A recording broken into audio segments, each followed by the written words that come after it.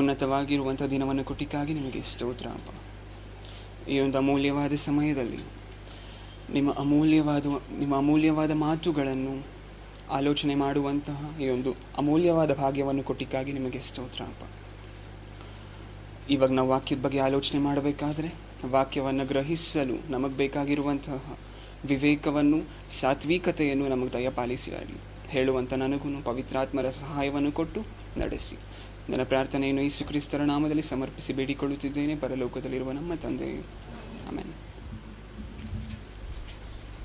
ಪ್ರಿಯರಾದ ದೇವಜನರೇ,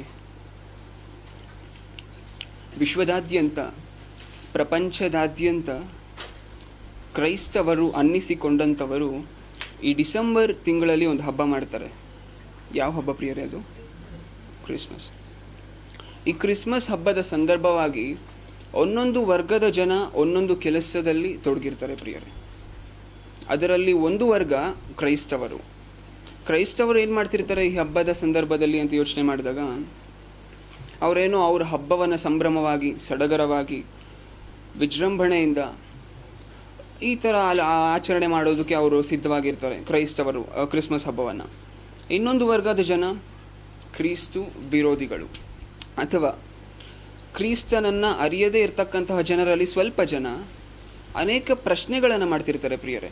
ಇವರು ಯೇಸು ಕ್ರಿಸ್ತರು ಏನಕ್ಕೆ ಬಂದರು, ಯೇಸು ಕ್ರಿಸ್ತರು ಬರುವುದರ ಹಿಂದೆ ಇರುವಂತಹ ಪರಮಾರ್ಥ ಏನು, ಯೇಸು ಕ್ರಿಸ್ತರು ಬಂದು ಎಷ್ಟು ದೊಡ್ಡ ಕೆಲಸ ಮಾಡಿದ್ರು, ಎಷ್ಟು ದೊಡ್ಡ ರಕ್ಷಣಾ ಕಾರ್ಯಕ್ರಮವನ್ನು ಅವ್ರು ಕೈಗೊಂಡ್ರು, ಇದನ್ನೆಲ್ಲ ಮರೆತು ಕ್ರಿಸ್ಮಸ್ ಹಬ್ಬ ಬಂದರೆ ಸಾಕು ಕ್ರೈಸ್ತವರಿಗೆ ಪ್ರಶ್ನೆ ಮಾಡೋದು ಇಂಥ ಜನ. ಏನು ನಿಮ್ಮ ದೇವರು, ನೀವೇನೋ ಯೇಸು ಕ್ರಿಸ್ತರನ್ನೇ ದೇವರು ಅಂತ ಹೇಳ್ತಾ ಇದ್ದೀರಾ, ಆದರೆ ಯೇಸು ಕ್ರಿಸ್ತರನ್ನು ದೇವರು ಅಂತ ಹೇಳ್ತಾ ಇದ್ದೀರಾ, ಯೇಸು ಕ್ರಿಸ್ತರನ್ನು ನಂಬ್ಕೊಂಡ್ರೆ ರಕ್ಷಣೆ ಆಗುತ್ತೆ ಅಂತ ಹೇಳ್ತಾ ಇದ್ದೀರಾ, ಯೇಸು ಕ್ರಿಸ್ತರನ್ನು ನಂಬ್ಕೊಂಡ್ರೆ ಪರಲೋಕ ಸಿಗುತ್ತೆ ಅಂತ ಹೇಳ್ತಾ ಇದ್ದೀರಾ. ಆದರೆ ಯೇಸು ಕ್ರಿಸ್ತರು ನೆನ್ನೆ ಅಲ್ಲ ಮೊನ್ನೆ, ಅಂದರೆ ಬರೀ 2,000 ವರ್ಷಗಳ ಹಿಂದೆ ಭೂಮಿಗೆ ಬಂದವರು. ಅವರಿಂದ ಎಷ್ಟು ಜನ ಇದ್ದರು? ಮಹನೀಯರು, ಮಹಾಪುರುಷರು ಅನ್ನಿಸ್ಕೊಂಡಿರುವಂಥ ಇನ್ನೂ ಎಷ್ಟು ಜನ ಇದ್ದರು? ಯೇಸುಗಿಂತ ಹಿಂದೆ 500 ವರ್ಷಗಳ ಹಿಂದೆ ಗೌತಮ್ ಬುದ್ಧ ಇದ್ದಿದ್ದು. ಯೇಸು ಬರುವುದಕ್ಕಿಂತ 300 ವರ್ಷಗಳ ಹಿಂದೆ ಅಲೆಕ್ಸಾಂಡರ್ ಇದ್ದಿದ್ದು. ಈ ಥರ ಮಹಾಪುರುಷರನ್ನು, ಮಹನೀಯರನ್ನೆಲ್ಲ ಬಿಟ್ಟು ನಿನ್ನೆ ಮೊನ್ನೆ ಬಂದಿರತಕ್ಕಂಥ, ಅಂದರೆ 2,000 ವರ್ಷಗಳ ಹಿಂದೆ ಬಂದಿರತಕ್ಕಂಥ ಯೇಸು ಕ್ರಿಸ್ತರನ್ನು ದೇವರು ಅಂತ ಹೇಳ್ತಾ ಇದ್ದೀರಾ. ಏನಿದು? ಇದು ಅವ್ರು ಮಾಡುವಂತಹ ಪ್ರಶ್ನೆ. ಅವ್ರು ಈ ಪ್ರಶ್ನೆ ಮಾಡೋದಕ್ಕೆ ಕಾರಣ ಏನು ಗೊತ್ತಾ ಪ್ರಿಯರೇ? ಕ್ರೈಸ್ತವರು ಅನ್ನಿಸಿಕೊಂಡಂತಹ ಪಾಸ್ಟರ್ಗಳು ಯೇಸು ಕ್ರಿಸ್ತರನ್ನು ಸರಿಯಾಗಿ ಈ ಲೋಕಕ್ಕೆ ಪರಿಚಯ ಮಾಡಿಕೊಡದೇ ಇರೋದೇ ಅದಕ್ಕೆ ಕಾರಣ. ಕ್ರೈಸ್ತವ ಸಮಾಜ ಯೇಸು ಕ್ರಿಸ್ತರನ್ನು ಸರಿಯಾಗಿ ಒಂದು ವೇಳೆ ಪರಿಚಯ ಮಾಡಿಕೊಟ್ಟಿದ್ರೆ ಇವತ್ತು ಈ ಪ್ರಶ್ನೆ ಹುಟ್ಕೋತಾ ಇರಲಿಲ್ಲ. ಯೇಸು ಕ್ರಿಸ್ತರು ನಿಜವಾಗ್ಲೂ 2,000 ವರ್ಷ ಹಿಂದೆನೇ ಹುಟ್ಟಿದ್ರಾ, ಅಥವಾ ಹಿಂದೆ ಅವ್ರ ಚರಿತ್ರೆ ಇನ್ನೂ ಇದೆಯಾ? ಬೈಬಲಲ್ಲಿ ಯೇಸು ಕ್ರಿಸ್ತರು ಈ ಲೋಕದಲ್ಲಿ ಹುಟ್ಟಿದರು ಅಂತ ಯಾವ ಥರ ಎಷ್ಟು ಕಡೆ ಬರೆದಿದ್ದಾರೋ, ಅದೇ ಥರ ಯೇಸು ಕ್ರಿಸ್ತರು ಈ ಲೋಕಕ್ಕೆ ಬಂದರು, ಪ್ರವೇಶಿಸಿದರು ಅಂತ ತುಂಬ ಕಡೆ ಬರೆದಿದ್ದಾರೆ. ಆ ವಚನ ನೋಡಿ ಪ್ರಿಯರೇ, ಮತ್ತಾಯನು ಬರೆದ ಸುವಾರ್ತೆ 20ನೇ ಅಧ್ಯಾಯ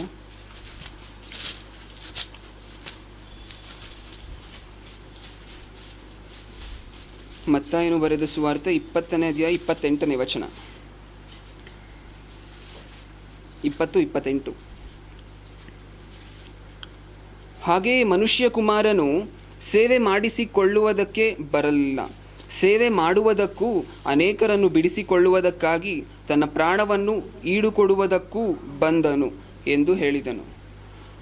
ಇಲ್ಲೊಂದು ವಚನ ಇದೆ ಪ್ರಿಯರೇ, ಈಡುಕೊಡುವುದಕ್ಕಾಗೂ ಬಂದನು ಅನ್ನುವಂತಹ ಪದವನ್ನು ಬಳಕೆ ಮಾಡ್ತಿದ್ದಾರೆ. ಅಂದರೆ ಬಂದನು ಅನ್ನುವಂತಹ ಪದ ಬಳಕೆ ಮಾಡ್ತಿದ್ದಾರೆ ಅಂತ ಹೇಳಿದ್ರೆ, ಆ ವ್ಯಕ್ತಿ ಹಿಂದೆ ಎಲ್ಲೋ ಜೀವಂತವಾಗಿ ಇದ್ದರು ಅಂತನ, ಇರಲಿಲ್ಲ ಅಂತನ.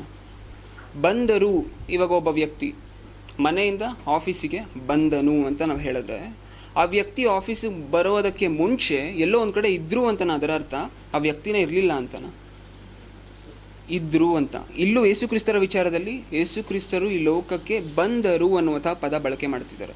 ಅಂದರೆ ಎಲ್ಲೋ ಒಂದು ಕಡೆ ಇದ್ದ ಹಾಗೆ ಯೇಸು ಕ್ರಿಸ್ತರು ಈ ಲೋಕಕ್ಕೆ ಪ್ರವೇಶಿಸಿದ ಹಾಗೆ ನಮಗೆ ಕಾಣಿಸ್ತಿದೆ ಪ್ರಿಯರೇ ಈ ವಚನದಲ್ಲಿ. ಅಂದರೆ ಬಂದರು ಅನ್ನುವಂಥ ಪದವನ್ನು ಬಳಕೆ ಮಾಡ್ತಿದ್ದಾರೆ. ಅಂದರೆ ಯೇಸು ಕ್ರಿಸ್ತರು ಆಗ್ತಾನೆ ಹುಟ್ಟಿಲ್ಲ. ಇನ್ನೊಂದು ಮಾತು ನೋಡಿ, ಇದೇ ಥರ ಲೂಕನು ಬರೆದ ಸುವಾರ್ತೆ 1ನೇ ಅಧ್ಯಾಯ 1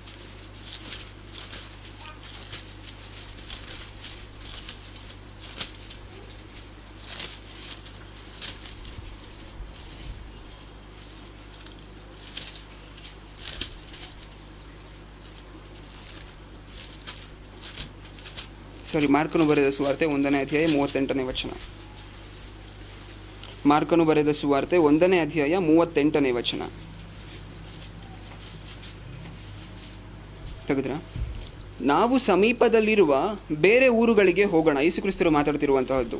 ಹೋಗೋಣ, ಅಲ್ಲಿಯೂ ನಾನು ಸುವಾರ್ತೆಯನ್ನು ಸಾರಬೇಕು, ಇದಕ್ಕಾಗಿಯೇ ನಾನು ಹೊರಟು ಬಂದಿದ್ದೇನೆ ಎಂದು ಹೇಳಿದನು. ಅಂದರೆ ಇಲ್ಲಿ ಇನ್ನೊಂದು ಪದ ಬಳಕೆ ಮಾಡ್ತಿದ್ದಾರೆ. ಏನು? ಹೊರಟು ಬಂದಿದ್ದೇನೆ. ನಾವು ಮೊದಲನೇ ರೆಫರೆನ್ಸ್ ನೋಡಿದ್ವಿ, ಅದರಲ್ಲಿ ಏನಿತ್ತು? ಬಂದನು ಅಂತಿತ್ತು.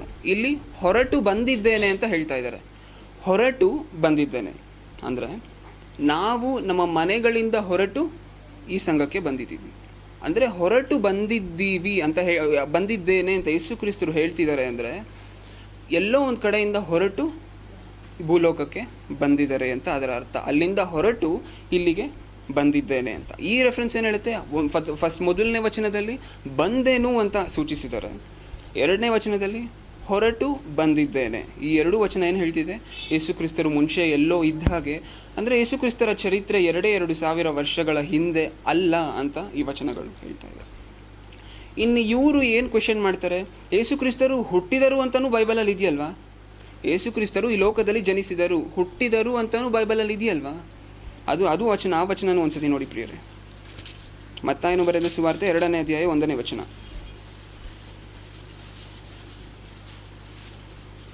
ಮತ್ತಾಯನು ಬರೆದ ಸುವಾರ್ತೆ 2ನೇ ಅಧ್ಯಾಯ 1ನೇ ವಚನ. ಅರಸನಾದ ಹೆರೋದನ ದಿನಗಳಲ್ಲಿ ಯೂದಾಯ ಸೀಮೆಯ ಬೆತ್ಲೆಹೇಮ್ ಎಂಬ ಊರಲ್ಲಿ ಯೇಸು ಹುಟ್ಟಿದಾಗ, ಸಾಕು ಪ್ರಿಯರೇ, ಹುಟ್ಟಿದಾಗ, ಯೇಸು ಹುಟ್ಟಿದಾಗ ಅನ್ನುವಂಥ ಮಾತನ್ನು ಬಳಕೆ ಮಾಡಿದ್ದಾರೆ. ನಾವು ಮೊದಲು 2 ವಚನದಲ್ಲಿ ಏನು ನೋಡಿದ್ವಿ? ಬಂದನು, ಹೊರಟು ಬಂದನು ಅಂತ ಇದೆ. ಈ ವಚನದಲ್ಲಿ ಏನಿದೆ? ಹುಟ್ಟಿದನು ಅಂತ ಇದೆ. ಅಲ್ಲಿ 2 ಕಡೆ ಬಂದನು ಅಂತಿದೆ. ಮತ್ತು ಇಲ್ಲಿ ಯಾಕೆ ಹುಟ್ಟಿದನು ಅಂತ ಬರೆಸ್ಬೇಕಿತ್ತು? ಅಂದರೆ ಯೇಸುಕ್ರಿಸ್ತರು 2,000 ವರ್ಷಗಳ ಹಿಂದೆ ಈ ಲೋಕದಲ್ಲಿ ಹುಟ್ಟಿದ್ದಾರೆ ಅಂತ ಅವ್ರು ಪ್ರಶ್ನೆ ಮಾಡ್ತಾರೆ. ಯೇಸುಕ್ರಿಸ್ತರು ನಿಜವಾಗ್ಲೂ 2,000 ವರ್ಷಗಳ ಹಿಂದೆನೇ ಹುಟ್ಟಿದ್ರಾ ಈ ಲೋಕದಲ್ಲಿ? ಇಲ್ಲಿ ಹುಟ್ಟಿದ್ರು ಅಂತ ಬರೆಸೋ ಕಾರಣ ಏನು ಪ್ರಿಯರೇ? ಸೂರ್ಯ ಬೆಳಗಿನ ಜಾವದಲ್ಲಿ ಹುಟ್ಟುತ್ತಾನೆ ಅಂತ ಹೇಳ್ತಾರ? ಸೂರ್ಯ ಬೆಳಗಿನ ಜಾವದಲ್ಲಿ ಹುಟ್ಟುತ್ತಾನೆ ಅಂತ ಹೇಳುವುದನ್ನು ನೀವು ಕೇಳಿದ್ದೀರೋ ಇಲ್ವೋ? ಕೇಳಿದ್ದೀವಿ. ಅಂದರೆ ದಿನ ಅದೇ ಸೂರ್ಯ ಹುಟ್ಟತಾನೋ ಅಥವಾ ಹೊಸ ಸೂರ್ಯ ಅಂದಿರು ಹುಟ್ಟುತ್ತಾ ಇರ್ತಾರೋ? ಅದೇ ಸೂರ್ಯನೇ ಹುಟ್ಟುತ್ತಾನೆ. ಆ ಸೂರ್ಯ ಇದ್ದಾನೆ, ಆದರೆ ನಾವಿರುವಂತಹ ಪ್ರದೇಶದ ಮೇಲೆ ಬರೋದು ಬೆಳಿಗ್ಗೆ. ಅದಕ್ಕೆ ಅದನ್ನು ಹುಟ್ಟುತ್ತಾನೆ ಸೂರ್ಯ ಅಂತ ಸಂಬೋಧಿಸ್ತೀವಿ. ಆ ವ್ಯಕ್ತಿಗೆ ಹಣದ ಮೇಲೆ ವ್ಯಾಮೋಹ ಹುಟ್ಟಿತು ಅಂತ ಒಂದು ಸೆಂಟೆನ್ಸನ್ನು ನಾವು ಬಳಕೆ ಮಾಡಿದ್ರೆ, ಆ ವ್ಯಕ್ತಿಗೆ ಆವಾಗ ಮಾತ್ರ ನಾವು ಹಣದ ಮೇಲೆ ವ್ಯಾಮೋಹ ಹುಟ್ಟಿದ್ದು. ಅದಕ್ಕೆ ಮುಂಚೆ ಇರಲಿಲ್ವಾ? ಇತ್ತು. ಆದರೆ ಅವನಿರುವಂತಹ ಪರಿಸ್ಥಿತಿಯಲ್ಲಿ, ಆ ಸಿಚುವೇಶನಲ್ಲಿ, ಆ ಪರಿಸ್ಥಿತಿಯಲ್ಲಿ ಆಗ ತಾನೇ ವ್ಯಾಮೋಹ ಹುಟ್ಟಿತು. ನಾವು ಅದನ್ನು ಏನಂತೀವಿ? ಹುಟ್ಟಿತು. ಇಲ್ಲಿ ಏನಕ್ಕೆ ಈ ವಚನ ಬರೆಸಿದ್ದಾರೆ ಅಂದರೆ ನಮಗೆ ಅರ್ಥ ಆಗೋದಕ್ಕೋಸ್ಕರ. ನಾವಿರುವಂತಹ ಈ ಭೂಲೋಕದಲ್ಲಿ ಯೇಸುಕ್ರಿಸ್ತರು ಪ್ರವೇಶ ಮಾಡಿದ್ದು, ಅಂದರೆ ಈ ಭೂಲೋಕದಲ್ಲಿ ಯೇಸುಕ್ರಿಸ್ತರು ಬಂದಿದ್ದನ್ನು ಹುಟ್ಟಿದರು ಅಂತ ಸಂಬೋಧನೆ ಮಾಡಿದ್ದಾರೆ. ಯೇಸುಕ್ರಿಸ್ತರು ಈ ಲೋಕದಲ್ಲಿ ಹುಟ್ಟಿದರು ಅಂತ ಬರೆಸ್ಲಿಕ್ಕೆ ಕಾರಣ ಏನು? ನಾವಿರುವಂತಹ ಭೂಲೋಕಕ್ಕೆ ಬಂದಿದ್ದು 2,000 ವರ್ಷಗಳ ಹಿಂದೆ.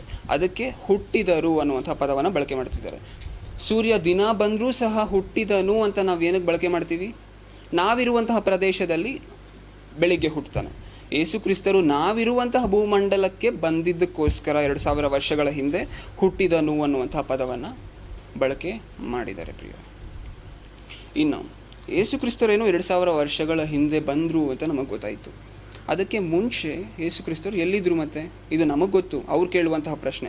ಯೇಸುಕ್ರಿಸ್ತರೇನೋ 2,000 ವರ್ಷಗಳ ಹಿಂದೆ ಬಂದಿಲ್ಲ ಅಂತ ನೀವು ಹೇಳ್ತಾ ಇದ್ದೀರಾ, ಅದಕ್ಕೆ ಮುಂಚೆನೇ ಇದ್ದರು ಅಂತ ಹೇಳ್ತಾ ಇದ್ದೀರಾ. ಬಟ್ ಎಲ್ಲಿದ್ದರು ಯೇಸುಕ್ರಿಸ್ತರು? ಅದೊಂದೇ ಒಂದು ವಚನ ನೋಡ್ಕೊಂಡು ಮುಂದೆ ಹೋಗೋಣ ಪ್ರಿಯರೇ. ಯೋಹಾನನು ಬರೆದ ಮೊದಲನೇ ಪತ್ರಿಕೆ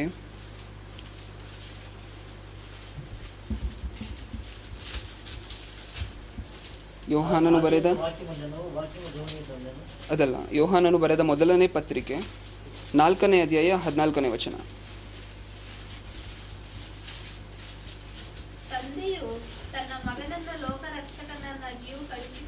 ತಂದೆಯು ತನ್ನ ಮಗನನ್ನು ಲೋಕರಕ್ಷಕನನ್ನಾಗಿ ಕಳುಹಿಸಿಕೊಟ್ಟಿರುವುದನ್ನು ನಾವು ನೋಡಿದ್ದೇವೆ. ಸಾಕು ಪ್ರಿಯರೇ.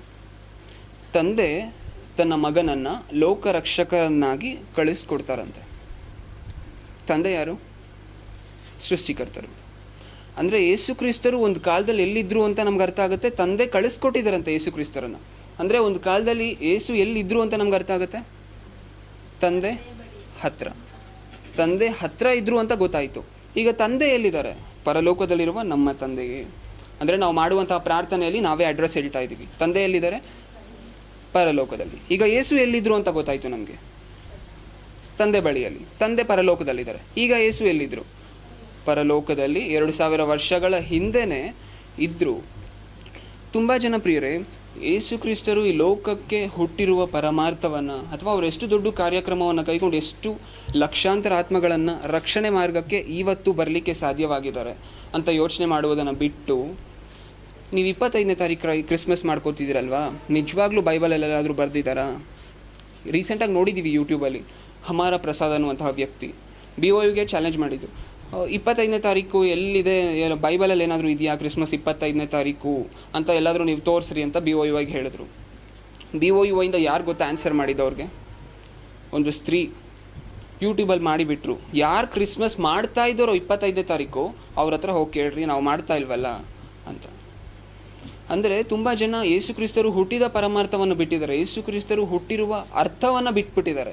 ಆ ಡೇಟ್ ಮೇಲೆ ನಿಮ್ಮ ಯೇಸು ಕ್ರಿಸ್ತರು 2000 ವರ್ಷಗಳ ಹಿಂದೆ ಮಾತ್ರ ಹುಟ್ಟಿದ್ರಲ್ವ, ಅವ್ರು ಹೆಂಗೆ ದೇವರಾಗ್ತಾರೆ? ಅದರಿಂದ ದೇವ್ರು ಇರಲಿಲ್ವಾ?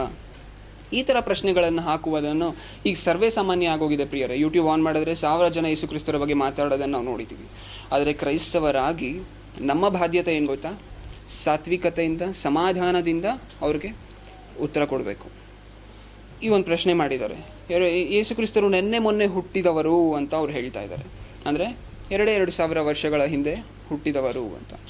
ನಿಜವಾಗ್ಲೂ ಯೇಸು ಕ್ರಿಸ್ತರು 2000 ವರ್ಷಗಳ ಹಿಂದೆ ಹುಟ್ಟಿಲ್ಲ ಅಂತ ನಮಗೆ ಗೊತ್ತಾಯಿತು, ಆದರೆ ಈ ಹಿಂದೆ ಇದ್ದರು ಅಂತ ಗೊತ್ತಾಯಿತು. ಮತ್ತು ಅವ್ರು ನಿಜವಾಗ್ಲೂ ಹುಟ್ಟಿದ್ದು ಯಾವಾಗ ಅಂತ ಈಗ ನೋಡೋಣ. ಯೇಸು ಕ್ರಿಸ್ತರ ನಿಜವಾದ ಹುಟ್ಟು ಯಾವಾಗಾಯಿತು? ಯೇಸು ಕ್ರಿಸ್ತರ ಹೇಳ್ತಾ ಇದ್ದಾರೆ ನೋಡಿ, ವಚನ ನೋಡಿ ಒಂದ್ಸತಿ. ಜ್ಞಾನೋಕ್ತಿಗಳು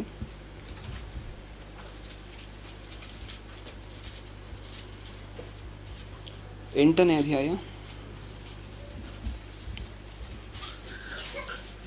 ಜ್ಞಾನೋಕ್ತಿಗಳು 8ನೇ ಅಧ್ಯಾಯ 22ನೇ ವಚನ. ಯೆಹೋವನು ತನ್ನ ಸೃಷ್ಟಿ ಕ್ರಮದಲ್ಲಿ ಮೊದಲು ನನ್ನನ್ನು ನಿರ್ಮಿಸಿದನು. ಆತನ ಪುರಾತನ ಕಾರ್ಯಗಳಲ್ಲಿ ನಾನೇ ಪ್ರಥಮ. ಪ್ರಾರಂಭದಲ್ಲಿ ಭೂಮಿಯು ಹುಟ್ಟುವುದಕ್ಕಿಂತ ಮುಂಚೆ ಅನಾದಿ ಕಾಲದಲ್ಲಿ ಸ್ಥಾಪಿಸಲ್ಪಟ್ಟೆನು. ಜಲನಿಧಿಗಳಾಗಲಿ ನೀರು ತುಂಬಿದ ಬುಗ್ಗೆಗಳಾಗಲಿ ಇಲ್ಲದಿರುವಾಗ ನಾನು ಹುಟ್ಟಿದೆನು. ಸಾಕು ಪ್ರಿಯರೇ, ಅದನ್ನು ಮತ್ತೊಂದು ಸರಿ, ಜಲನಿಧಿಗಳಾಗಲಿ ನೀರು ತುಂಬಿದ ಬುಗ್ಗೆಗಳಾಗಲಿ ಇಲ್ಲದಿರುವಾಗ ನಾನು ಹುಟ್ಟಿದೆನು ಅನ್ನುವಂಥ ಪದ ಬಳಕೆ ಮಾಡ್ತಿದ್ದಾರೆ. ಅಂದರೆ ಯೇಸು ಕ್ರಿಸ್ತರು ಹುಟ್ಟು ಬೈಬಲಲ್ಲಿ ಎಲ್ಲೂ ಇಲ್ಲ ಅಂತ ಇವರು ಹೇಳ್ತಿದ್ದಾರೆ, ಕ್ರಿಸ್ತು ವಿರೋಧಿಗಳು. ಹುಟ್ಟಿದೆನು ಅಂತ ಯೇಸು ಕ್ರಿಸ್ತರು ಹೇಳ್ತಿದ್ದಾರೆ. ನಾನು ಹುಟ್ಟಿದೆನು ಅನ್ನುವಂಥ ಪದ ಬಳಕೆ ಮಾಡ್ತಿದ್ದಾರೆ. ಅಂದರೆ ಯೇಸು ಕ್ರಿಸ್ತರು ಇಲ್ಲಿ ಏನರ ಬಗ್ಗೆ ಮಾತಾಡ್ತಿದ್ದಾರೆ? ಕ್ರಿಸ್ಮಸ್ ಬಗ್ಗೆ. ಕ್ರಿಸ್ಮಸ್ ಅಂದರೆ ಏನು ಹೇಳಿ ಪ್ರಿಯರೇ? ಕ್ರಿಸ್ಮಸ್ ಅಂದರೆ ಏನು? ಕ್ರಿಸ್ಮಸ್ ಅಂದರೆ ಏನು? ಯೇಸು ಕ್ರಿಸ್ತು ಹುಟ್ಟಿದ ದಿನ. ಇಲ್ಲಿ ಹುಟ್ಟಿದೆನು ಅಂತ ಪದ ಬಳಕೆ ಮಾಡ್ತಿದ್ದಾರೆ. ಅಂದರೆ ನಿಜವಾದ ಕ್ರಿಸ್ಮಸ್ ಇಲ್ಲಿದೆ ನೋಡಿ. ಈ ಪ್ರಪಂಚ ಆಚರಣೆ ಮಾಡುವಂಥ ಕ್ರಿಸ್ಮಸ್ ಬಗ್ಗೆ ಮಾತಾಡ್ತಿಲ್ಲ. ನಿಜವಾಗ್ಲೂ ಯೇಸು 2,000 ವರ್ಷಗಳ ಹಿಂದೆ ಹುಟ್ಟಿದ್ರಾ? ಯೇಸು ಕ್ರಿಸ್ತರ ಚರಿತ್ರೆ 2,000 ವರ್ಷಗಳಷ್ಟು ಚಿಕ್ಕದ ಅಂತ ನೋಡಬೇಕಾದ್ರೆ ನಮಗೆ ಸಿಗುವ ಉತ್ತರ ಇಲ್ಲ ಅಂತ. ಆದರೆ ನಿಜವಾಗ್ಲೂ ಯೇಸು ಕ್ರಿಸ್ತರು ಯಾವಾಗ ಹುಟ್ಟಿದ್ರು? ಮತ್ತೆ ಇಲ್ಲೇ ಹೇಳ್ತಿದ್ದಾರೆ ನೋಡಿ, ಆ 22ನೇ ವಚನ ಮತ್ತೊಂದು ಸಾರಿ ಓದಿ. ಯೆಹೋವನು ತನ್ನ ಸೃಷ್ಟಿ ಕ್ರಮದಲ್ಲಿ ಮೊದಲು ನನ್ನನ್ನು ನಿರ್ಮಿಸಿದನು. ಆತನ ಪುರಾತನ ಕಾರ್ಯಗಳಲ್ಲಿ ನಾನೇ ಪ್ರಥಮ. ಪ್ರಾರಂಭದಲ್ಲಿ ಭೂಮಿಯು ಹುಟ್ಟುವುದಕ್ಕಿಂತ ಮುಂಚೆ ಅನಾದಿ ಕಾಲದಲ್ಲಿ ಸ್ಥಾಪಿಸಲ್ಪಟ್ಟೆ. ಆ ವಚನ ಇನ್ನೊಂದ್ಸತಿ ಓದಿ. ಭೂಮಿಯು ಹುಟ್ಟುವುದಕ್ಕಿಂತ ಮುಂಚೆ ಅನಾದಿ ಕಾಲದಲ್ಲಿ ಸ್ಥಾಪಿಸಲ್ಪಟ್ಟೆನು. ಅಂದರೆ ಒಂದು ಮಾತು ಹೇಳ್ತಿದ್ದಾರೆ ಇಲ್ಲಿ, ಭೂಮಿ ಹುಟ್ಟೋದಕ್ಕಿಂತ ಮುಂಚೆ ಯೇಸು ಕ್ರಿಸ್ತರು ಹುಟ್ಟಿದರಂತೆ. ಡಿಸೆಂಬರ್ ಹೇಗೆ ಬರುತ್ತೆ ಪ್ರಿಯರೇ? ಒಂದು ಡಿಸೆಂಬರ್ ಹೋಗಿ ಮತ್ತೊಂದು ಡಿಸೆಂಬರ್ ಹೇಗೆ ಬರುತ್ತೆ?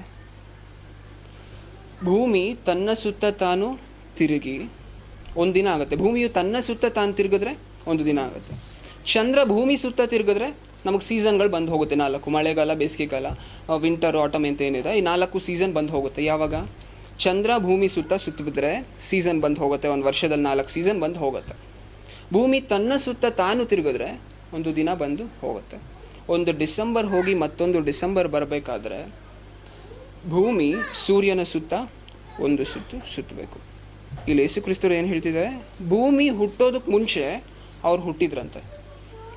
ಭೂಮಿ ಹುಟ್ಟೋದಕ್ಕೆ ಮುಂಚೆನೇ ಹುಟ್ಟಿದ್ರಂತೆ.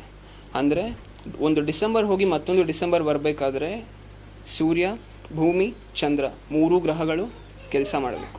ಯೇಸು ಕ್ರಿಸ್ತರು ಏನು ಹೇಳ್ತಿದ್ದಾರೆ? ಭೂಮಿ ಹುಟ್ಟೋದಕ್ಕೆ ಮುಂಚೆನೇ ನಾನು ಹುಟ್ಟಿದ್ದೀನಿ. ಅಂದರೆ ಡಿಸೆಂಬರ್ ಹುಟ್ಟೋ ಮೊದಲೇ ಯೇಸು ಕ್ರಿಸ್ತರು ಹುಟ್ಟಿದ್ರು. ಈಗ ನೀವು ಹೇಳಿ, ಡಿಸೆಂಬರ್ ಮೊದಲ ಯೇಸು ಕ್ರಿಸ್ತರು ಮೊದಲು? ಇವ್ರು ಪ್ರಶ್ನೆ ಮಾಡಿದಾಗ ಏನು ಮಾಡಬೇಕು? ಯೇಸು ಕ್ರಿಸ್ತರ ಜನನ ಊಹೆಗೂ ಮೀರಿತು. ನಾವು ಲೆಕ್ಕ ಹಾಕಿ ಎಣಿಸೋಕ್ಕಾಗಲ್ವಂತೆ ಪ್ರಿಯರು ಯೇಸು ಕ್ರಿಸ್ತರು ಯಾವಾಗ ಹುಟ್ಟಿದ್ರು ಅಂತ. ಇಲ್ಲಿ ಭೂಮಿ ಹುಟ್ಟೋದಕ್ಕಿಂತ ಮೊದಲೇ ನಾನು ಹುಟ್ಟಿದ್ದೀನಿ ಅಂತ ಯೇಸು ಕ್ರಿಸ್ತರೇನೋ ಹೇಳ್ತಿದ್ದಾರೆ.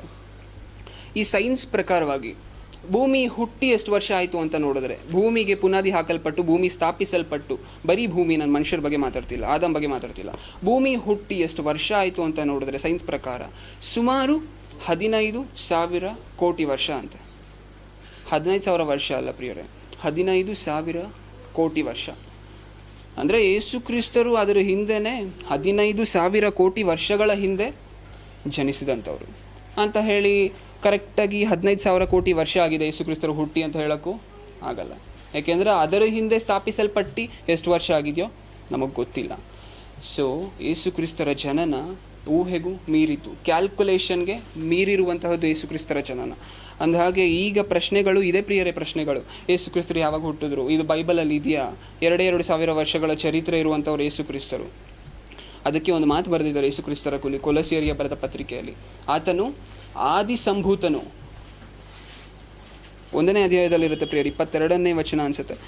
ಆತನು ಆದಿ ಸಂಭೂತನು ಅಂದರೆ ಎಲ್ಲವನ್ನೂ ಹುಟ್ಟುವುದಕ್ಕೆ ಮೊದಲು ಎಷ್ಟು ಮಾತುಗಳು ಪ್ರಿಯರು ಯೇಸು ಕ್ರಿಸ್ತರ ಕುರಿತು ಬರೆದಂತಹದ್ದು ಬೈಬಲಲ್ಲಿ. ಯೇಸು ಕ್ರಿಸ್ತರ ಜನನದ ಕುರಿತು ಬರೆದಂತಹದ್ದು ಎಷ್ಟು ಮಾತುಗಳು. ಎಲ್ಲವೂ ಸ್ಥಾಪಿಸಲ್ಪಡುವುದಕ್ಕಿಂತ ಮುಂಚೆ ಯೇಸು ಕ್ರಿಸ್ತರು ಹುಟ್ಟಿದರು. ಆದಿಯಲ್ಲಿ ದೇವರ ವಾಕ್ಯವಿತ್ತು, ಆ ವಾಕ್ಯವು ದೇವರ ಬಳಿಯಲ್ಲಿತ್ತು. ಎಷ್ಟು ವಾಕ್ಯಗಳು ಬರೆದಿದ್ರು. ಇವರು ಪ್ರಶ್ನೆ ಮಾಡೋದೇನು ಗೊತ್ತಾ? ಯೇಸು ಕ್ರಿಸ್ತರೇನೋ 2,000 ವರ್ಷಗಳ ಹಿಂದೆ ಬಂದಿದ್ದಾರೆ ಅಂತ. ಅವರು ಪ್ರಶ್ನೆ ಮಾಡೋದ್ರಿಂದ ಆಗುವಂತಹ ಅನುಕೂಲ ಏನು ಅಂತ ನೋಡಿದ್ರೆ, ಅಡ್ವಾಂಟೇಜ್ ಏನು ಅಂತ ನೋಡಿದ್ರೆ, ನಮ್ಮ ವಿಶ್ವಾಸ ಬಲಪಡಿಸಿಕೊಂಡು ನಾವು ವಾಕ್ಯವನ್ನು ಪರಿಶೋಧನೆ ಮಾಡಿ ಅವ್ರಿಗೆ ಉತ್ತರ ಹೇಳಬೇಕಾದ್ರೆ ನಮಗೆ ಸಿಗುವಂತಹ ಜ್ಞಾನ ಇದೆಯಲ್ಲ, ಇದು ದೇವರು ಅಪೇಕ್ಷಿಸ್ತಿರುವಂತಹದ್ದು. ಯೇಸು ಕ್ರಿಸ್ತರು ಮಾತ್ರ ಅಲ್ಲ ಪ್ರಿಯರೇ ಭೂಮಿ ಸ್ಥಾಪಿಸಲ್ಪಟ್ಟಿರುವುದಕ್ಕಿಂತ ಮುಂಚೆ ಹುಟ್ಟಿರೋದು. ಎಫೆಸಿ 1:4 ಅಧ್ಯಾಯ 4ನೇ ವಚನ 6ನೇ ವಚನ ಏನು ಹೇಳುತ್ತೆ? ಭೂಮಿಗೆ ಪುನಾದಿ ಹಾಕಲ್ಪಡೋದಕ್ಕಿಂತ ಮುಂಚೆ ನಾವೂ ಹುಟ್ಟಿದ್ದೀವಿ, ನಾವು ಅವರಲ್ಲಿ ತಂದೆಯಲ್ಲಿ ಇದ್ದೀವಿ. ಅಂದರೆ ಯೇಸು ಕ್ರಿಸ್ತರು ಒಬ್ಬರಿಗೆ ಮಾತ್ರ ಆ ಒಂದು ಸಂಕಲ್ಪ ಮಾಡಿ ದೇವರು ಸೃಷ್ಟಿ ಮಾಡಿಲ್ಲ. ನಮಗೂ ಸಹ, ಭೂಮಿ ಮೇಲೆ ಹುಟ್ಟುತ್ತಾ ಇರುವಂತಹ ಪ್ರತಿ ಮನುಷ್ಯರಿಗೂ ಸಹ ತನ್ನ ಸಂಕಲ್ಪದಿಂದ ಕೋಟ್ಯಾನುಕೋಟಿ ವರ್ಷಗಳ ಹಿಂದೆನೇ ಡಿಸಿಷನ್ ತೊಗೊಂಡು ಅವ್ರು ಇಷ್ಟಪಟ್ಟು ನಮ್ಮನ್ನು ಹುಟ್ಟಿಸಿರುವಂತಹದ್ದು. ಯೇಸು ಕ್ರಿಸ್ತರೇನು 2,000 ವರ್ಷಗಳ ಹಿಂದೆ ಬಂದರು, ಅವ್ರು ಕೊಟ್ಟಂಥ ಕೆಲಸ ಎಲ್ಲ ಮುಗಿಸಿದ್ರು. ರಾತ್ರಿ ಎನ್ನದೆ ಹಗಲೆನ್ನದೆ ದೇವರ ಕೆಲಸದಲ್ಲಿ ಸದಾ ನಿರತನಾಗಿದ್ದು ಪರಲೋಕ ರಾಜ್ಯಕ್ಕೆ ಅವ್ರು ಪ್ರವೇಶ ಮಾಡಿದ್ರು. ಜೊತೆಯಲ್ಲಿ ಅನೇಕ ಆತ್ಮಗಳನ್ನು ರಕ್ಷಿಸಿದ್ರು. ನಮ್ಮನ್ನು ಅದೇ ಕಾರಣಕ್ಕಾಗಿ ತಂದೆ ಇವತ್ತು ಸೃಷ್ಟಿ ಮಾಡ್ತಾ ಇದ್ದಾರೆ ಪ್ರಿಯರು. ಇರುವಂತಹ 750 ಕೋಟಿ ಜನನು ತಂದೆ ಸಂಕಲ್ಪ ಅರ್ಥ ಮಾಡ್ಕೊಂಡು ನಡೀತಿದ್ದೀರಾ ಅಂದರೆ ಇಲ್ಲ. ಕ್ರಿಸ್ಮಸ್ ಹಬ್ಬ ಬಂದಿದ ತಕ್ಷಣ ಇರುವಂತಹ 350 ಕೋಟಿ ಜನ ಕ್ರೈಸ್ತವರು ಕೂಡ ಏನು ಮಾಡ್ತಾರೆ? ಆಚರಣೆ ಅದ್ದೂರಿಯಾಗಿ ಸಂಭ್ರಮವಾಗಿ ಅವರು ವರ್ಷಕ್ಕೆ ಒಂದ್ಸತಿ ಆದರೂ ಯೇಸು ಕ್ರಿಸ್ತರನ್ನು ನೆನಪಿಸ್ಕೋತಿದ್ದಾರೆ, ಅದು ಸಂತೋಷ. ಆದರೆ ಯೇಸು ಕ್ರಿಸ್ತರು 2,000 ವರ್ಷಗಳ ಹಿಂದೆ ಹುಟ್ಟಿರುವರು ಅಂತ ತಪ್ಪಾಗಿ ಲೋಕಕ್ಕೆ ಪ್ರಚಾರ ಮಾಡ್ತಿದ್ದಾರೆ. ಅದನ್ನು ತಿದ್ದು ಬುದ್ಧಿ ಹೇಳುವಂಥ ಕೆಲಸ ಕ್ರೈಸ್ತವರಾದ ನಮ್ಮದು. ಯೇಸು ಕ್ರಿಸ್ತರು ಈ ಲೋಕಕ್ಕೆ ಬಂದು ಯಾವ ರೀತಿಯಾಗಿ ನಡೆದು ಮತ್ತೆ ತಂದೆ ಹತ್ರ ಹೋದರೋ ಅದೇ ಥರ ನಾವು ಸಹ ನಡೆದು ತಂದೆ ಬಳಿಗೆ ಸೇರಬೇಕಾಗಿರುವಂತಹದ್ದು ನಮ್ಮಲ್ಲಿಯೂ ಪ್ರತಿಯೊಬ್ಬೊಬ್ಬರ ಕರ್ತವ್ಯ. ಯೇಸು ಕ್ರಿಸ್ತರನ್ನ ಮಾತ್ರ ಅಲ್ಲ, ಪ್ರತಿಯೊಬ್ಬೊಬ್ಬರನ್ನು ಭೂಮಿಗೆ ಪುನಾದಿ ಹಾಕಲ್ಪಡುವುದಕ್ಕಿಂತ ಮುಂಚೆನೇ ಹುಟ್ಟಿಸಿದ್ದಾರೆ, ಸ್ಥಾಪಿಸಲ್ಪಟ್ಟಿದ್ದಾರೆ. ನಾವು ಬೇಕು ಅಂತ ಅವ್ರು ಕೋರ್ಕೊಂಡಿದ್ದಾರೆ. ಒಬ್ಬ ಮನುಷ್ಯ ಇನ್ನೊಬ್ಬ ಮನುಷ್ಯನ ನಾವು ಬೇಕು ಅಂತ ಕೋರ್ಕೊಳೋದಕ್ಕೆ ಉದ್ದೇಶ ಏನಿರುತ್ತೆ ಪ್ರಿಯರೇ? ಎಷ್ಟೋ ಆಸೆಗಳನ್ನು ಇಟ್ಕೊಂಡು, ಎಷ್ಟೋ ಕನಸುಗಳನ್ನು ಕಟ್ಕೊಂಡು, ಸೃಷ್ಟಿಯೆಲ್ಲ ಕೊಟ್ಟು, ಒಂದು ವೇಳೆ ಇವ್ರು ನನ್ನ ಕಂಡ್ಕೋತಾರೇನೋ ಅಂತ ಅಷ್ಟು ಕಷ್ಟಪಟ್ಟು ಮಾಡಿದಂತಹ ದೇವರಿಗೆ ಇವತ್ತೊಂದು ಪ್ರಶ್ನೆ ಯಾವ ಥರ ಪ್ರಶ್ನೆಗಳು ಕೇಳ್ತಿದ್ದಾರೆ ಅಂದರೆ, ಯೇಸು ಕ್ರಿಸ್ತರು ದೇವರ ಈ ಥರ ಪ್ರಶ್ನೆಗಳೆಲ್ಲ ಕೇಳ್ತಿದ್ದಾರೆ ಪ್ರಿಯರೇ. ಅಪೊಸ್ತಲರ ಕೃತಿಗಳು ಒಂದು ವಚನ ನೋಡಿ, 17ನೇ ಅಧ್ಯಾಯ 26ನೇ ವಚನ. ನಾನು ಅವರಿಗೆ ನಿನ್ನ ಹೆಸರನ್ನು ತಿಳಿಸಿದ್ದೇನೆ. 17:26 ಅಪೊಸ್ತಲರ ಕೃತಿಗಳು. ಆತನು ಒಬ್ಬನಿಂದಲೇ ಎಲ್ಲ ಜನಾಂಗದವರನ್ನು ಹುಟ್ಟಿಸಿ ಅವರವರು ಇರತಕ್ಕ ಕಾಲಗಳನ್ನು ಅವರವರ ನಿವಾಸಗಳ ಮೇರೆಗಳನ್ನು ನಿಷ್ಕರ್ಷಿಸಿ ಭೂಮಂಡಲದಲ್ಲೆಲ್ಲ ವಾಸ ಮಾಡಿ, ಒಂದು ವೇಳೆ ಅವರು ತಡವಾಡಿ ಕಂಡುಕೊಂಡಾರೇನೋ ಎಂದು ತನ್ನನ್ನು ಹುಡುಕುವವರನ್ನಾಗಿ ಮಾಡಿದನು. ಪ್ರಿಯರೇ, ಇಲ್ಲೊಂದು ಮಾತು ಬರೆಸಿದ್ದಾರೆ, ಒಬ್ಬನಿಂದಲೇ ಎಲ್ಲ ಜನಾಂಗದವರನ್ನು ಹುಟ್ಟಿಸಿ. ಆ ಒಬ್ಬನು ಯಾರು ಅಂತ ನಮಗೆಲ್ಲ ಗೊತ್ತು, ಆದಾಮು ಅಂತ. ಅವರವರು ಇರತಕ್ಕ ಕಾಲಗಳನ್ನು ಅಂತ ಅಂದರೆ ನಾವು ಯಾವ ಶತಮಾನದಲ್ಲಿ ಹುಟ್ಟಬೇಕು, ಯಾವ ಟೈಮಲ್ಲಿ ಹುಟ್ಟಬೇಕು, ನಮ್ಮ ಜನನ ಯಾವ ವರ್ಷದಲ್ಲಿ ಆಗಬೇಕು, ಇದೆಲ್ಲ ಸಂಕಲ್ಪಿಸಲ್ಪಟ್ಟಿರುವಂತಹದ್ದು ಪ್ರಿಯರೇ. ಇವತ್ತು ನೆನ್ನೆಯ ಯೋಚನೆ ಅಲ್ಲ ಇದು.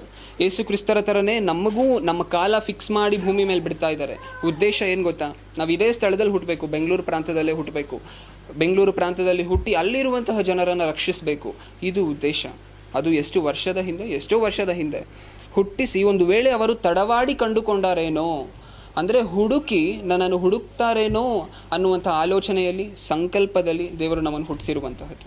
ಆದರೆ ಮನುಷ್ಯ ಹೇಗಾಗ್ತಿದ್ದಾನೆ ಅಂತ ಹೇಳಿದ್ರೆ, ಅವನ ಜೀವನ ಅವನದು ಈ ಸಂಕಲ್ಪ ಮರೆತೋಗ್ತಿದ್ದಾನೆ. ದೇವರು ಕೊಟ್ಟಿರುವಂತಹ ಅನಂತ ಸೃಷ್ಟಿ, 84 ಲಕ್ಷ ಜೀವರಾಶಿಗಳು, ಇದನ್ನೆಲ್ಲ ಮರೆತೋಗಿ, ಅವ್ರು ಕೊಟ್ಟಿರುವಂತಹ ಪ್ರತಿ ಒಂದೊಂದು ಅವಶ್ಯಕತೆಯನ್ನೆಲ್ಲ ಮರೆತೋಗಿ ತನ್ನ ಕೆಲಸದಲ್ಲಿ ನಿರತನಾಗ್ತಿದ್ದಾನೆ ಪ್ರಿಯರೇ. ಅದು ಹಾಗೆ ಯೇಸುಕ್ರಿಸ್ತರು ದೇವರ ಸಂಕಲ್ಪದಲ್ಲಿ ಕೋಟಿ ವರ್ಷಗಳ ಹಿಂದೆನೇ ಇದ್ದು ಹೇಗೆ ಜನ್ಮಿಸಿದ್ರೋ, ನಾವು ಪ್ರತಿ ಮನುಷ್ಯರು ಈ ಭೂಮಿ ಮೇಲೆ ಹಾಗೆ ಜನ್ಮಿಸ್ತಿದ್ದೀವಿ. ಕನ್ಕ್ಲೂಷನ್, ಯೇಸುಕ್ರಿಸ್ತರು ಮೊನ್ನೆ ಹುಟ್ಟಿದಂಥವರು ಅಲ್ಲ, 2000 ವರ್ಷಗಳ ಹಿಂದೆ ಹುಟ್ಟಿದಂಥವರು ಅಲ್ಲ. ಈ ಭೂಮಿ ಸ್ಥಾಪಿಸಲ್ಪಡುವುದಕ್ಕಿಂತ ಮುಂಚೆ ಊಹೆಗಳಿಗೂ ಮೀರಿದ್ದು ಅವರ ಹುಟ್ಟಿನ ಲೆಕ್ಕ ಅಂತ ಹೇಳ್ತಾ, ನಾವು ದೇವರಿಗಾಗಿ ಯೇಸು ಕ್ರಿಸ್ತರ ಥರನೇ ಜೀವಿಸಿ ಪರಲೋಕ ರಾಜ್ಯವನ್ನು ಹೊಂದಿ ಇನ್ನು ಅನೇಕರನ್ನು ರಕ್ಷಣೆ ಮಾರ್ಗದಲ್ಲಿ ಕರ್ಕೊಬರುವಂತಹ ವ್ಯಕ್ತಿಗಳಾಗಿರಬೇಕು ಅಂತ ಆಶಿಸ್ತಾ ಕಣ್ಮುಚ್ಚಿ ಪ್ರಿಯರೇ ಪ್ರಾರ್ಥನೆ ಮಾಡ್ಕೊಂಡು ಮುಗಿಸ್ಕೊಡೋಣ. ಪರಲೋಕದಲ್ಲಿರುವ ನಮ್ಮ ತಂದೆಗೆ, ಈ ಒಂದು ಅಮೂಲ್ಯವಾದ ಸಮಯದಲ್ಲಿ ನಿಮ್ಮ ವಾಕ್ಯಗಳನ್ನು ಆಲೋಚನೆ ಮಾಡಿದ್ದೀವಿ ತಂದೆ. ಈ ವಾಕ್ಯಗಳನ್ನು ನಾವು ಇಲ್ಲಿ ಮಾತ್ರ ಕೇಳಿ ಇನ್ನೊಂದು 5 ನಿಮಿಷ ಆಗಿದ ತಕ್ಷಣ ಅಪವಾದಿ ಅದನ್ನು ಬಂದು ತೆಗೆದುಕೊಂಡು ನಮ್ಮಿಂದ ದೂರವಾಗಿ ಹೋಗದಂತೆ ನಾವು ಅದನ್ನು ನಮ್ಮ ಹೃದಯದಲ್ಲಿ ಭದ್ರಪಡಿಸಿಕೊಂಡು, ನಿಮಗಾಗಿ ನಿಮ್ಮ ಮಗನ ತರಹ, ನಿಮ್ಮ ಮಗನು ನಡೆದ ರೀತಿಯಲ್ಲಿ, ನಿಮ್ಮ ಮಗನು ತೋರಿಸಿದ ಮಾರ್ಗದಲ್ಲಿ ನಡೆದು ಪರಲೋಕ ರಾಜ್ಯವನ್ನು ಹೊಂದುವವರನ್ನಾಗಿ ನಮ್ಮನ್ನು ಮಾರ್ಪಡಿಸಿ. ನನ್ನ ಪ್ರಾರ್ಥನೆಯನ್ನು ಯೇಸು ಕ್ರಿಸ್ತರ ನಾಮದಲ್ಲಿ ಸಮರ್ಪಿಸಿ ಬೇಡಿಕೊಳ್ಳುತ್ತಿದ್ದೇನೆ, ಪರಲೋಕದಲ್ಲಿರುವ ನಮ್ಮ ತಂದೆಗೆ. ಆಮೆನ್.